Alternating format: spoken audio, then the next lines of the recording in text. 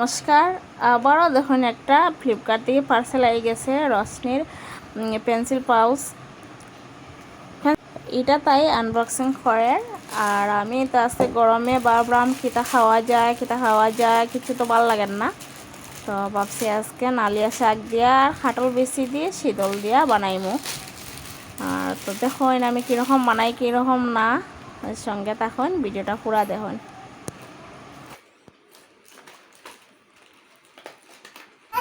আর এটা কত প্যান এই মেলা থেকে কত কিছু কিনলো আমার মেয়ের, তো বয় না। আর অ্যাকচুয়ালি আমি তো চিনিও না, কিন্তু কিতা কিতা আনছে তাই আমরার সময় তো এত কিছু আসিলেও না, আর এটা তো আমরা ইউজ করছিও না, তারা এটা চিনেও।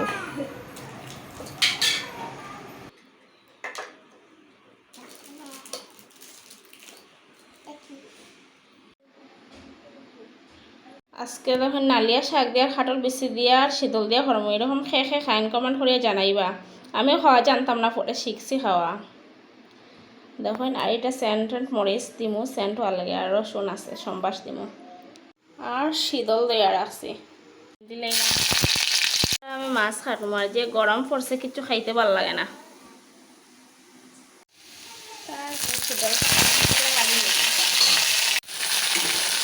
শীতলটা আমি চলো ভালো করে বাজি দিই, তারপরে শাকটা আমি সম্বাস দিই। বেতালা শাক কিন্তু যে আগে খাইছেন তো খাইছেন, যে খাইছেন না টেস্ট করে দেখবা।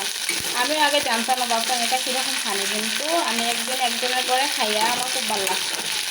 এখন আমি নিজে বানিয়ে খাই।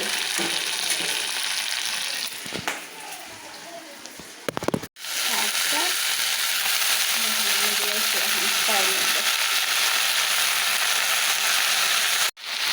আমি লবণ দিয়ে ডাকিয়ে রাখি দিন একটু সময়। দেন কতটি শাক আছিল আর কতটি হয়েছে, একটু হয়ে গেছে। আর এটার মধ্যে খালি আমি হলুদ আর মরিচ দিব। আর শীতল তো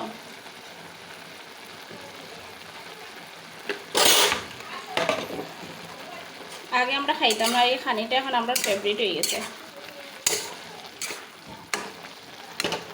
একটু জল দিছি আমি, এখানে জল দিয়ে 2-3 মিনিট ডাকিয়ে দিলাম।